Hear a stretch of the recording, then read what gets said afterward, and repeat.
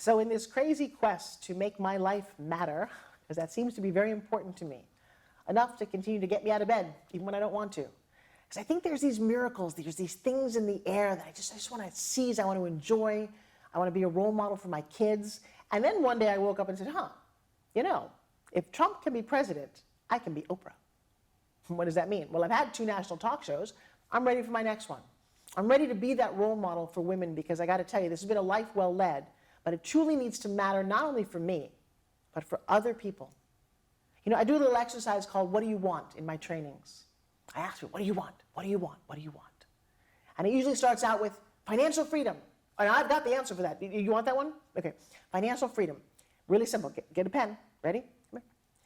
You buy a big cardboard box and you go live under the bridge. No, seriously, you're completely financially free. No car bills, no phone bills, no responsibility. You are financially free. Oh, that wasn't the answer you're waiting for? Let me tell you something. If you make that $1 million, you are anything but financially free. When you've got money, you've got taxes and accountants and people trying to steal. It doesn't matter. It's not about freedom. So you might have to decide what it is that you want. So for me, I did this exercise a lot. And you say, you know, I want to be healthy, I want respect, I want to make money. You go down the laundry list. But if you play the exercise well and long enough, you get to a bottom. I got to my bottom one day, and I knew it. Many years ago. What do I want? I want to be told every day that I inspire somebody. You've got to work really, really hard at life to get someone else to tell you that you inspired them. But that became my mission. So I started writing and doing blogs and being on television and getting this message forward. And then Facebook and emails came out. And you know what? Almost every day, some person, whether I've met them or not, says, hey, Forbes, thanks for inspiring me. Thanks for, and I hear it a lot. I mean, it has just made my heart sing. So then I played the exercise again a couple of years later. And this was fun. I got to this one. And you usually know when you get to it when you're like, wow, that really resonates. I want to be told that I'm amazing. I know it sounds goofy, doesn't it? But here's the deal. When I did magic tricks, when you do they're like, oh my gosh, you're amazing. And that just makes my soul go, wow. When I take up my SpinGym, people say, oh my God, that's amazing. And I wanted this long enough that truly people actually started to say, welcome the amazing Forbes Riley. Or they wrote it in a book the other day. Somebody handed me a book and said, you're amazing. And I didn't even tell the story. Again, who do you have to be to show up to be told that you're amazing, right? Well, this has been a phenomenal thing for my life. And I've taken it to a point where, what kind of amazing things can I create? Well, here's one for you. I want to meet, there's a couple of big internet marketers and people who have made a successful mark, and one of them is Tai Lopez and Grant Cardone and Anthony Morrison and Perry Belcher. I've really made a study of people in a space that I want to step into, Tony Robbins. Now, they all have one thing in common. Do you notice that? They're all men. Yeah. How many female role models are out there? I've had a really hard time finding them. And I love some of the people. I love Oprah, but she's not a mom. When you've got kids and you think about them all the time, it's a different kind of deal. I love Michelle Obama, but you know, she married a president. Beautiful, by the way, great role model, great kids. But I wanted to find somebody who was more like me. And then I looked around, I couldn't find it. And I said, well, maybe it's because the universe wants you to step in and be that. Now, be careful what you wish for. Because if you're going to be that kind of role model, you better have some stuff behind you. You know, one of my new favorite role models is Meghan Markle. Yeah, she's going to marry Prince Harry, and she's an American actress. She's biracial. And this little girl, oh my God, I love this. When she was 11 years old, she actually wrote Procter & Gamble and the President of the United States and say, I don't like this commercial you guys are running. It was a cleaning in a kitchen, and it said, women everywhere love doing their dishes. She said, well, why isn't it people everywhere love doing their dishes? 11 years old. You know what? The president of Procter & Gamble wrote this 11-year-old back, and they changed the commercial. Very inspiring. One voice. You'd be surprised what you have with just one voice. And this little girl is going to marry and become a princess. I just love this story so much. Well, I also love it because I hate Disney. And now don't get me wrong. I like Walt Disney World. But Disney did something to mess me up. Messed up my role models. Think about his movies, yeah? All the moms are dead. Dumbo, Bambi, mom is dead. Stepmoms, they're evil. Cinderella, Snow White, they're all... I'm sorry, so stepmoms are evil, moms are dead, princesses have very tiny waists and long flowing hair, and they cannot wait to be saved by some Prince Charming. Comes riding up on a white horse and saves them. Oh my God, that's hard to live life that way. And it wasn't until the movie Shrek came out that I got it. In Shrek, the princess actually turns out to be a big fat green ogre. Yeah! She's my role model. Big fat green ogre. I love it. So to that end, I've set out to meet lots of different people and try and make my mark in the world. Well, last September, I'm in Las Vegas, and one of my heroes, Grant Cardone, was there, and I said, I want to meet him. And I couldn't figure it out, but I don't give up very easily. I don't know if you noticed that. And maybe it's because I redefined the word no. Yeah, see, most people think no is stop. You get a no, it's fine. But it doesn't work that way. See, if you ask somebody to marry you and you say no, you find somebody else, right? And I learned this lesson by my son. My little 5-year-old little Riker Riley comes in, he's got big blue eyes. One day he says to me, Mommy, can I have a piece of chocolate before dinner? And I'm like, no, go play with your friends. Go. Oh, well, your day goes, whatever you. 5 minutes later he comes back, Mommy, I really want a piece of candy. And I'm like, and you'll have it maybe after dinner. Now go finish playing. 5 minutes later, there's these big blue eyes going, Mommy, I just want a piece of chocolate. I'm 5 years old. I should get one. I swear to God, I couldn't stop laughing. I said, okay. Here you go. Funny thing, 5 minutes later, he didn't actually come back. In fact, he never came back until dinner time. So he didn't care that I kept saying no. He would know exactly what he wanted. And it was at that moment that I realized that N-O doesn't mean stop. It means never-ending opportunity. It works. Trust me, this is a good one to keep in your back pocket when someone gives you a no. So I'm at this Las Vegas hotel, and then I see Grant walking down with his wife and a couple of bodyguards. I'm like, ooh, how do I do this? And I walk up to his wife, because I've studied her. She's amazing and talented. And I complimented her and said, you need to meet my husband. And I'm like, yes, I do. And I met him, and he was very taken with how I started the conversation. Didn't really know who I was at that point, and invited me to a private investor dinner at the foundation room. It was awesome. Celebrities would be there, and I was very honored. So I get dressed up, and I go there, and it was beautiful. It was really fun. And by that time, he knew who I was, and it was a very gracious. And about 9:45 that night, Kevin Harrington from Shark Tank is there, and a lot of other of my friends. He comes to me and says, hey, Forbes, we're all going to go down and play poker. Do you want to join us? I said, you know what? I want to go out and take a picture of the Las Vegas Strip from that balcony. It looks so beautiful. And I did, about 9:50. I walk out to the balcony with my cell phone and some friends out there. We're taking some pictures, and we hear pop, pop, pop, pop, pop, pop, pop. And we're going, where's the fireworks? Pop, pop, pop, pop. Now, the view and the vantage point that I was standing at is on the 40-something floor of the foundation room. The Las Vegas shooter, we didn't know it at that moment, was 10 floors below us on our left. And right down there, you could see the concert. And you could think that you maybe saw people lying on the ground, but that wouldn't make any sense. And then some people were running, and I thought it was just the end of the concert. It's a country concert. They're probably hanging out and doing something special. And the pop-pop-pops didn't stop. And I'm videotaping this, and one of my girlfriends just starts screaming. She's like, oh my God, it's gunfire, and there's people dead down there. And you're like, okay, I don't know what you're talking about. And we went inside and started looking on our phones, CNN, some sort of news. What's happening? Well, you are the news. There was no news at that moment. And it was a weird going, well, is it real? Is it not real? The next thing, Twitter starts.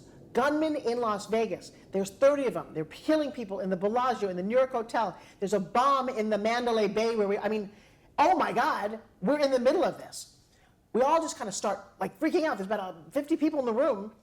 And then somebody bursts in down there. I can't quite see, but I can see a gun. And he said, get the fuck on the floor, everybody, face down. I'm thinking, oh dear God, this is like the Push nightclub in Orlando. And I had just seen a Discovery show where it said, people in an emergency who don't run die. That's all I remember hearing. And you're in a fire, run. Earthquake, run. Don't stand there. And you're like, oh, the tsunami's coming. Run.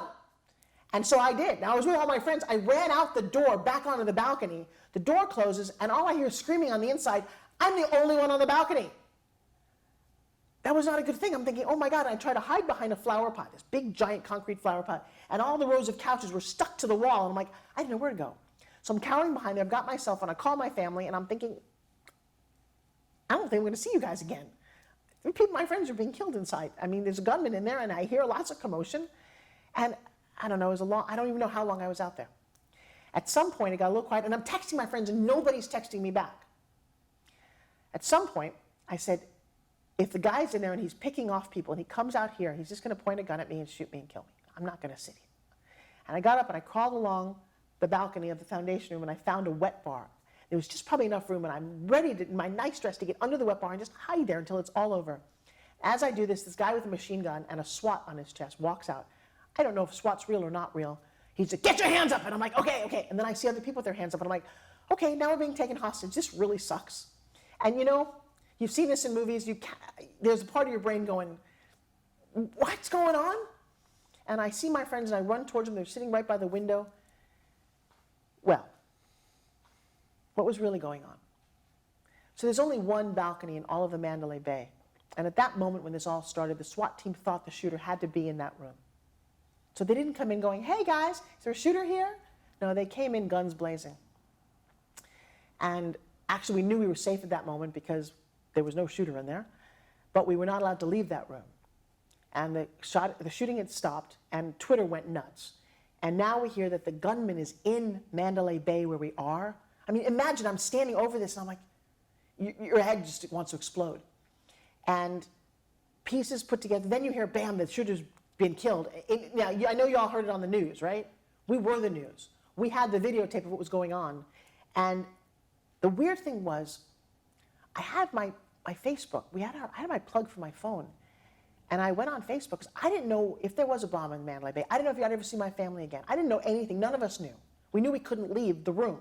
Couldn't go to the bathroom. You were locked in a room, wearing nice clothes, and with now it was like 100 other people, and it was just freaky. And so I started Facebooking Live, just telling people where I was. Now, I'd seen a movie many years ago called Up Close and Personal with Robert Redford and Michelle Pfeiffer. And she was a wannabe reporter, and I loved the movie because it reminds me of a situation that I'd had where when I was doing ESPN, one of my producers used to talk and tell me how wonderful I was in my ear all the time. But at one moment in her career, she's locked in a battle in a prison. And he said to her, just report the news. Report what you see. You're the only one there, and it's your responsibility to tell people what's happening. Well, I got that in my head, and I started to tell people on Facebook what was going on. I mean, it was completely unreal. I had in my head that the rest of the world was going to wake up and find out what was going on here, but we were living it. And I did that, and I tried to remain calm, and I don't know. Now hours went by. Literally, it was hours. It happened at 10, and like midnight or 1, you're like, when do we go home? Well, it was very apparent we were not going home. The whole thing was completely surreal. And then news. England started calling me, and Japan started calling me, and Australia, because they were all of a sudden waking up and hearing what was happening. And I said, well, will you talk to us? I'm like, sure. I'm the one. I'm literally standing right here. The Mandalay Bay sign, shooter down there, concert over there, and there's no one else there but me watching all of this. And it kept me sane. It kept me calm. I had something to do. I had a reason for talking. Then you hear that 2 people have been killed. I remember this very clearly. I went to bed, and it was 2 people were killed, and you thought, oh, that's terrible, and there was a shooter there, and da-da-da. I woke up at some point, it was 20 people had been killed. And I finally fell asleep at 5 o'clock in the morning underneath a tablecloth because they didn't have any bedding or anything, and I was exhausted. And I woke up, and it was about 7 in the morning, and now 50 people have been killed. And there's all this news, and you're like, I'm in the news. I'm part of what's going on. And by then, a lot of news stations had called and wanted to talk, and you know, I told them what I'd seen. I was an eyewitness. And at 9:30 that morning, they said it was okay to leave. Wow. And one of the big security guards who had kept us in that room had said that his wife was a dealer down below, and he didn't know if she was safe or not all night long either.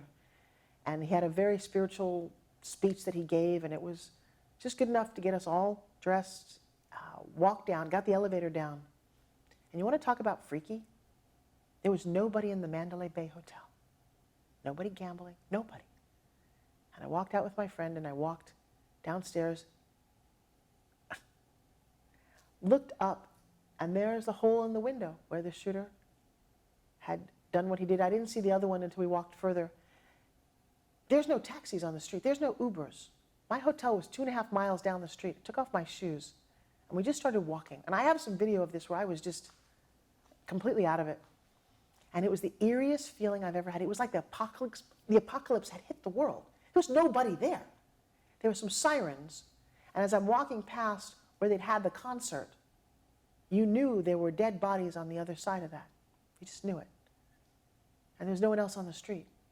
And we walked, and we walked, and we walked. We finally got to the MGM hotel. It's kind of funny. At some point, there were people around, not a lot, but they all had cowboy boots on. And I'd forgotten it was a country western concert, and I thought, I was barefoot. I thought, why does everybody in Vegas have cowboy boots on? Got to the lobby of the MGM. There was nobody there either. This was so bizarrely weird. I walked into the bathroom, and this woman was cleaning, and she looked at me, and she said, "You're supposed to be here. You've got something to do." I'm sorry. I'm sure I heard her say that. I don't know why, but I walked out going, okay. And then gave a lot more interviews and started to meet victims of the shooting who'd been down there. Now, here's what's crazy. I went home that night, and to me it was a bird's eye view. It was a video game. They weren't real. They weren't real to the shooter either. He just sprayed people. I thought, all right, I'm okay. Okay. Next morning, the news hits that, first of all, it was not a dream. And then people's pictures started to come up about how many people had been killed and injured. And I started to hear stories from people about how one guy rescued a girl and ended up climbing over a dead body. They were stories that you cannot believe that you were hearing. Little girls who'd watched this bullet just ripped through somebody and just destroyed their face. You're like, you saw that? So the saving grace for me is I didn't see all that. What I saw was hard enough. And then I did give lots of interviews and found myself with Piers Morgan on Good Morning Britain having a conversation about gun control. See, if you remember the beginning of my story, Dexter, who I love, was murdered by a gun. Hugo was my husband's best friend. He was in a pharmacy, just doing his job in a Long Beach hospital, 2 young kids. His coworker walks in, shoots him in the face, shoots the other coworker, and kills himself. My friend John Doliere, who ran a beautiful ranch and a farm in Africa, was on vacation with his kids and his family, and these marauders came in and shot up the whole place. And as they were leaving, they turned and shot my John Doliere in the back, right in front of his kids. I grew up with guns. My mom and dad were president of the gun club. Dad was called the Rifleman, and mom was Annie Oakley. I don't think guns kill people. I think people kill people. I do think, though, and I said this on CBS Morning News, that like your driver's license, you have to go back every 5 years to get a check. Make sure your eyes are okay. Make sure you're sane enough to drive. I think you need to go for a gun test when you first get it. But what happens 5 years later when you're nuts? I think we should check in with you, especially if you own a semi-automatic weapon, just to make sure. Now, I don't think in this country we're going to stop guns. It's pretty ingrained in our culture. You know, that Second Amendment, oh my God, yes. But a Second Amendment was written in a time when there were muskets, where it took a long time to put a big ball in a little tube and shoot one. Not semi-automatics that can mow down people. So I don't have the answer, but I will tell you that I think I've been chosen to witness things because it continues to give me a voice. Yeah.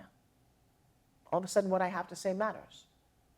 Am I happy about all this? No. The truth is, a month later, all the stress got to me and several other people that were in that room with me, and I ended up in the hospital because of stress and strain, and I wasn't eating and I wasn't sleeping, and I got to tell you, my heart goes out to our armed forces. Did you know that on average 22 soldiers, veterans, people who saw war, kill themselves right here in this country? You know why they do that? Because they've got memories of things that haunt them in their head. They've seen people die. And in this society, it's not polite to kill somebody. But over there, you get to do all kinds of things that you would never do here. And people can't relate. You know, I had so many people go, wow, we watched what you went through. And you can't relate. I don't know if PTSD is real, but I'll tell you, I close my eyes sometimes and I see things that I don't want to see. The video lives on my iPhone. I'm supposed to take it off, but I'm not going to. The other day, so that was October, November, December, January, I'm in Orlando, sitting in the backyard of a friend's house, and the fireworks go off from the expo that happened every night at like 9. and I burst out hysterically crying. I got shingles the other day. That was very painful. It comes from stress. So I need to turn that around.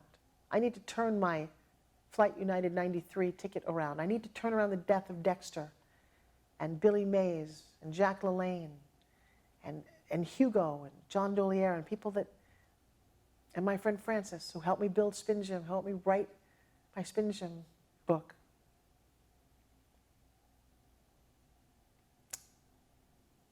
Now, I don't know if this will make this, but I got one more story about Francis.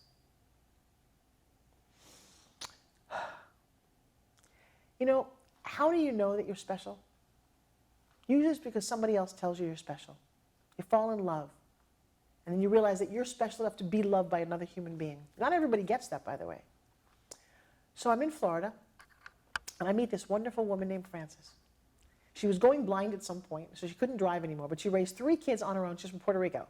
Now, I got to tell you, women from Puerto Rico are spunky, and she's from New York, so she had this energy and this attitude, and when I met her, she's like, oh my God, you're Forbes Riley, and I'm like, whatever that means. So she took to heart, and she started doing some publicity for me, and I started writing a SpinGym book, and she used to sit with me. I used to write from 7 at night till 2 o'clock in the morning. It was quiet. My babies were about 4 or 5 years old, and it was fun time, and she couldn't write, but she could sit up with me and make me coffee and hang out and just make sure I kept on target. We got to a point where we launched SpinGym, and she was just there as my cheerleader. Well, on my birthday one year, about 7 years ago, Facebook had just gotten big. I'm in my closet. I'm doing a birthday party for myself in my house. No big deal. Just a small little gathering. So I put on kind of like a house dress. And Frances looks at me and says, girl, what are you doing? Like, what do you mean, what am I doing? She said, Forbes Riley would not wear that. I'm like, Forbes Riley is wearing that. She said, Forbes Riley is not wearing that. I said, what are you talking about? She said, Facebook's going to look at this and you, my girl, need to be Forbes Riley. I'm like, what does that mean? She said, well, she dresses sexy. I'm like, she? I am she. All right, so she kind of beat me up, and I put on this very sexy, very tight dress with a kind of crisscross thing, and I could barely breathe. She's like, that's Forbes Riley. And I'm like, okay. Now, I have no shoes on. I love to walk around barefoot. She's like, what are you doing? I'm like, what do you mean, what am I doing? I'm going downstairs. She said, Forbes Riley would wear high heels. Like, Forbes Riley is going down barefoot. She said, no, she's not. I said, okay, we play this game. And she had me put on these spiky, super high heels. Said, that's how my girl looks. Like, okay. I go downstairs, and it turns out we didn't have any ice. And the people making dinner for us said, you know what, girls, we don't have anybody here. You need to go get ice. Okay. So I get my little tight dress, my super high heels. I get in the car with her. We drive all the way. It's like 15 minutes because we lived in like a little alcove all the way to the store. And I said, do you have your purse with you? I left my purse at home. She's like, girl, I ain't got no money. Sorry, it makes me laugh. I said, okay, what am I supposed to do? She's like, go get some. Go get some. What does that mean? Like work the parking lot at Publix dressed like a hooker? She said, whatever it takes. I'm like, okay. I get out of my car, and the heels are a little too high, and the dress is a little too tight, and I see a guy standing by his truck, and I said, hi, okay, this is going to sound kind of weird. It's my birthday. And he's like, okay. And I was like, and I need to get ice, but I left my purse at home, and could I borrow $10? I'll give it back to you. And he does one of these. And I'm like, okay. He's like, well, you see that cop over there? I'm like, oh, no, seriously, no. And she's laughing, and I'm thinking, on my birthday, I'm going to get arrested for propositioning a guy in a parking lot. And then he says, well, look, I just rear-ended the guy over there. That cop's kind of mad. Do you really need $10? I said, yeah, I do. He said, right, I'll give it to you if you give me my phone number. And I said, well, my husband won't like this, but I need the money. And he said, and I'm trying to make conversation, like, what do you do? And he said, I'm a DJ at a strip bar. And I'm like, of course you are. Party went great. I looked beautiful. Next morning is Easter. Francis helped me stuff all these eggs, my kids. It was absolutely wonderful. And I took off to Los Angeles that night, actually, to do a speech. And Saturday morning, I woke up 6 a.m. My husband calls me. He says, hey, Frances died yesterday. I'm like, what? He said, yeah, she was at her son's house for Mother's Day, and she had an allergic reaction to the dog there. Her throat closed up. She was asthmatic. Tried ringing the doorbell and died on the front step. Really? She's just gone? Huh. Okay. It was horrible. We'd actually scheduled to fly over to to London to shoot the SpinGym infomercial. We were finally on our way to make this company amazing. And her kids, the family moved the funeral because her mom couldn't fly in from Puerto Rico till that Saturday that I was supposed to leave. I didn't make her funeral.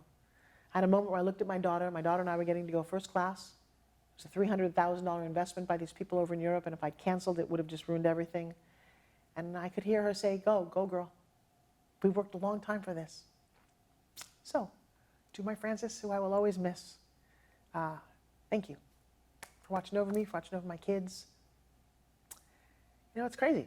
Not everything has a happy ending, but we're going to keep going. I got one more story. Okay. Every day, somebody says, Forbes Riley. Is that your name? Forbes Riley? Sometimes it's like, no, is Forbes your first name or your last? I'm like, well, it's Forbes Riley. That Forbes would be my first name. It's a little unusual, right? And people just say, how did you get that name? Your parents must have known something. I'm like, yeah, no. Not my birth name.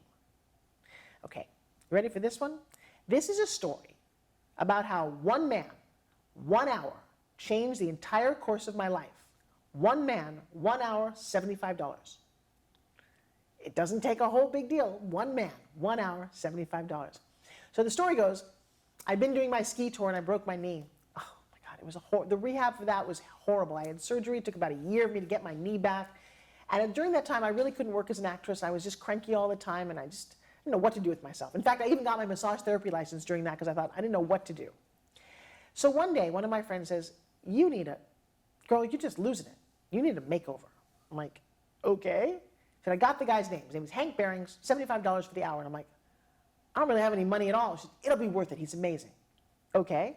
So I sent him some pictures and videotape. That's what he requested. And then I drive up to Laurel Canyon. And you have to remember this. You know that Keebler Elf box? It's like Keebler Elves are like in a little thing with a little door. Well, Laurel Canyon is very, very hippie.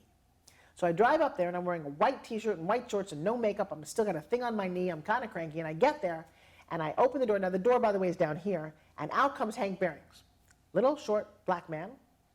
Just didn't think anything. With wiry gray hair. And he looks up and he's like, you should never leave the house without makeup. You're not Julia Roberts. I get that you're a star. You're more like Sharon Stone, but that doesn't work. And I'm like, huh. Okay.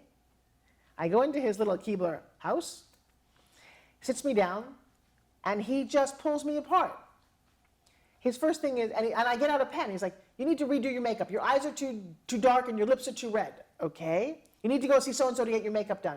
Your clothes are not right. You need to get someone to do it. I'm like, okay. You don't know what your colors are. You need to see this. I'm like, I paid you money and you're giving me names of other people. I write everything down. Oh, your hair is too, you need to get your hair cut and colored.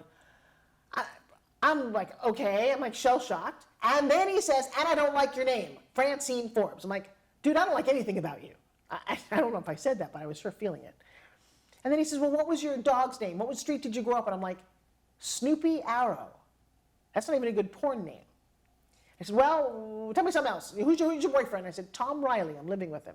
He said, that's it. Forbes Riley. Now leave. Okay. I'm on the other side of the door going, what just happened? I go home to my then boyfriend, who is a 6'6" former Notre Dame football player, 26 years old. I'm like, oh my God, I just wasted my money. This was so stupid. Let me tell you what this guy said to me. He said, my makeup, okay? My eyes are too dark and my lips are too red. And Tom says, yeah, they kind of are. I think I've told you that. I'm like, okay. He said, I need to get my hair cut and colored. He's like, well, it is kind of dark and maybe get a different hairstyle. I'm like, okay. He said, I shouldn't wear what I've been wearing. He said, you know, I've been telling you, you got a cute little body. Why do you keep covering it up in these baggy clothes? I'm like, okay. All right, dude. Here's a news flash. He thinks my name should be your name. We're not even married. He thinks my name should be Forbes Riley, which to me sounded like a law firm. And Tom turned to me and he said, that's who you are. Did you guys have like a collusion conversation when I wasn't watching? What? You're kidding me, right? It's not even a name. I took a moment. I said, well, you know what? Why don't I do everything on the list? It's too silly as it sounds. Well, I got my colors done to find out that I'm in autumn and that brown and olive green look good on me, even though I like black. I found out why a white shirt doesn't work on me, but ivory does because I've got yellow in my skin. I got my hair cut and highlighted. I got my nails done. I found out what color jewelry looks good on me. And I made up a headshot with this ridiculous name that said Forbes Riley on it, okay? It didn't make sense to me, but okay, maybe I don't know. So I did all these things, and I go to a casting director class. Now, this is where you pay a casting director to give you information, you audition, you do a scene, and if they really like you, they'll bring you in. Okay. Her name was Shannon Monahan. And I'm sitting there, and I get this, I'm sitting there in an olive green, asymmetrical outfit with a big black belt, high heels, makeup is done, the hair is cut and colored, and a headshot with the name Forbes Riley on it. I don't know what I've just done. I just leap and the net will appear. So I'm sitting there. And this is where the universe to me has such a sense of humor. Somebody in the back row stands up and says, hey, Shannon, what should you wear on an audition? And she looks at me in the front row and she said, what's your name? I'm like, I said, I'm sorry. I'm like, Forbes Riley? She said, oh, that's a cool name, stand up. And I did. She said, see how she's dressed? Really, it just kind of works. It's sassy, it's fun, it's not too sexy. That's a great outfit for a girl. I'm like, okay. Then I did a scene from Body Heat. You may not know the movie, but Kathleen Turner in that movie is drop dead sexy. And I'll tell you, I felt drop dead sexy, and I nailed it. Shannon looks at me, and she calls me the next day, and I get a role in a TV series as Forbes Riley. Now, here's the crazy thing. The director on that series all day long kept going, that's not your real name, Forbes Riley. I'm like, yes, it is. It's my name. And he kept saying it. Where's Forbes Riley? I'm like, I'm right here. And he said it all day long. And I thought, what's wrong with him? Why is this such a big deal? Well, thank you, Hank Behrings, and your 1 hour and your $75 investment. Every single day of my life, 26 years now, somebody says to me, oh my God, that's a great name, Forbes Riley. Wow, your parents are pretty smart. Well, they were. So am I. And Forbes Riley has become bigger than Francine ever dreamed she could be. And it's been amazing and quite an honor. Because here's the lesson for you.